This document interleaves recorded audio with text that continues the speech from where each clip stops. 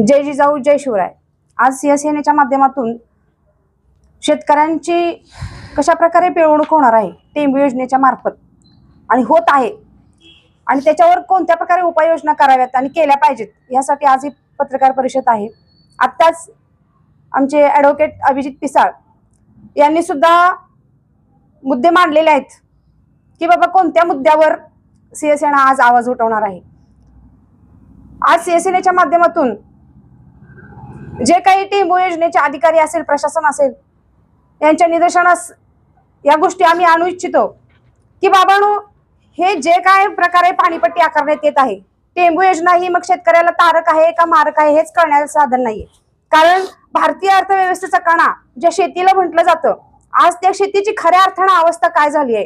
आज शेतकरी आत्महत्याग्रस्त आहे, आत्महत्या करायला प्रवृत्त होत आहे आणि असं असतानाच, अशी परिस्थिती असतानाच आज जी काही टेंबू योजना आपल्या भागात फिरली आहे आणि त्या टेंबू योजनेतून जी पाणीपट्टी आता नोटिसा लावलेल्या आहेत प्रत्येक ग्रामपंचायतमध्ये की कशा प्रकारे पाणीपट्टी आकारली गेली जाणार आहे आणि ही पाणीपट्टी आकारली जात असताना ज्या शेतकऱ्यांवर ही पाणीपट्टी आकारली गेली त्या शेतकऱ्यांना कोणतीही पूर्वसूचना दिली गेलेली नाही। हा अतिशय महत्वाचा मुद्दा आहे। कारण आपण बघतो कुठलीही योजना असू दे, साधं कर्जमुक्ती योजना असू दे किंवा एखाद्या नेत्याचा भ्रष्टाचार असू दे, त्याच्यावर प्रत्येक वेळेला एक समिती नेमली जाते आणि त्या समिती गठन करून त्याचा अहवाल आल्यानंतर काही गोष्टी त्यातून घेतल्या जातात, प्रदर्शित केल्या जातात। पण शेतकऱ्यांच्याच बाबतीत प्रत्येक वेळेला अशा गोष्टी का घडतात? कारण शेतकऱ्याला राजा म्हटलं जातं, शेतकरी राजा, पण त्याची आज हर एक ठिकाणून, प्रत्येक ठिकाणून पिळवणूक होत आहे आणि अशा प्रकारे पाणीपट्टी आकारली जात असताना ते क्षेत्र खरंच कोरडवाहू आहे का पेरीव आहे, हरित त्या म्हणजे तिथं ऊस लावलेला आहे, अशा कुठल्याही गोष्टी तिथं पाहिल्या गेलेल्या नाहीत। ज्या ठिकाणी हे पाणी योजना किंवा हे टेंबूचं पाणी पोचलेलं नाही अशा ठिकाणच्या शेतकऱ्यांना सुद्धा अशा प्रकारची पाणीपट्टीचे नोटीस गेलेले आहेत आणि असं असताना सुद्धा त्या शेतकऱ्यांना अचंबा झालाय की बाबा अचानक ही पाणीपट्टी अशा एवढ्या भावात त्याचा आकार किती आहे आणि कुठल्या बेसिसवर आकार ठरवला, त्याला कुठले निकष लावले आहेत। असं असताना जर अशा शेतकऱ्यांनी आवाज उठवला तर तिथं या टेंबू योजनेचे अधिकारी येऊन सांगतात की आम्ही तुमचं काही ऐकून घेणार नाही, तुमचं काही ऐकलं जाणार नाही, तुम्हाला या पद्धतीने पाणीपट्टी ही भरावीच लागेल। मग विचार करा तुम्ही, शेतकरी राजा योजना शेतकऱ्यांसाठी आणि शेतकऱ्यांची पिळवणूक आवाज कोण उठवणार, कोणाला प्रश्न विचारायचे? हे सगळं होत असताना आज शिवसेनेच्या माध्यमातून आम्ही शेतकऱ्यांचा आवाज होणार आहे आणि होत आलो आहोत।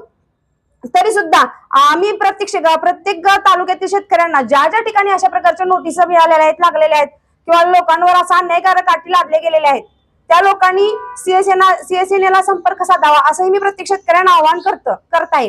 आणि इतकंच असूनही यातच भर म्हणून काय की साखर आयुक्ताकडूनही शेतकऱ्यांची पिळवणूक होत आहे। ती पिळवणूक अशा प्रकारे होत आहे की ज्या वेळेस ऊस आमचा तोडणीला येतो शेतकऱ्यांचा आणि त्यावेळेस ऊस तोडणीसाठी ज्या ऊस टोळ्या असतात त्या ऊस टोळ्यांचं एक दरपत्रक ठरलेलं असतं कारखानदाराकडून, त्याची काहीतरी समिती असेल, काहीतरी मिटिंग असेल, त्यातून ते दरपत्रक ठरलेलं असतं। जर दरपत्रकात तिथं 1000 रुपये दर ठरला तर खाली येऊन शेतकऱ्याला एकरी त्याचे 10,000 रुपये मोजावे लागतात। म्हणजे इतकी शेतकऱ्यांची पिळवणूक होत असते आणि हे होत असताना त्याच्यामध्ये चिटबाय असू दे किंवा साखर कारखान्याचे चेअरमन असू देत किंवा साखर कारखान्याचे आयुक्त असू देत, हे सगळे सामील असल्यासारखे वागत असतात।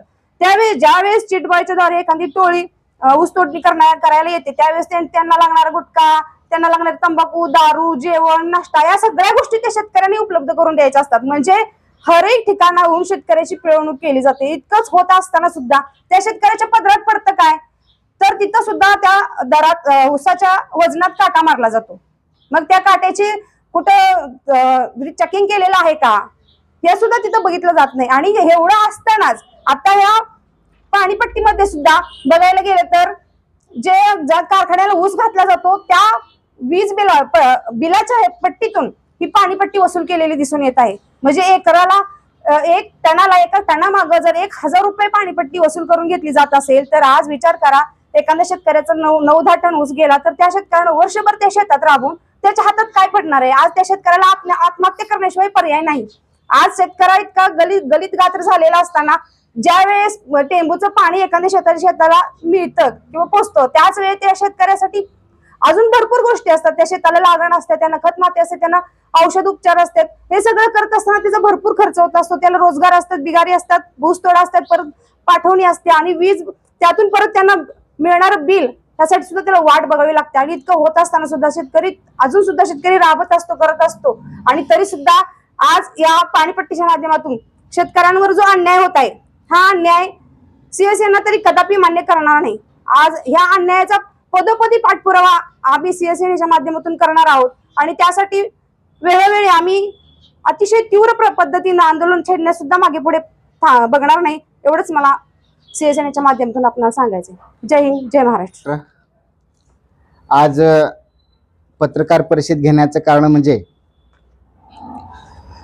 आपल्या तालुक्यामध्ये व जिल्ह्यातील अनेक तालुक्यामध्ये ज्या ज्या ठिकाणी टेंबूचं किंवा त्या कालव्याचं पाणी शेतकऱ्यांना मिळाले, अशा शेतकऱ्यांच्या वरती प्रशासनाने त्या शेतकरी बांधवांना कोणतीही माहिती न देता त्यांच्यावरती पाणपट्टी आकारण्याचं काम केलेलं आहे. त्या शेतकऱ्यांना कोणती सूचना न देता, त्या शेतकऱ्यांची कोणती बैठक न बोलवता प्रत्येक ग्रामपंचायतीच्या भिंतीवरती त्या शेतकऱ्यांच्या नावासह पाणीपट्टी तिथे त्या ठिकाणी त्यांनी केलेली आहे.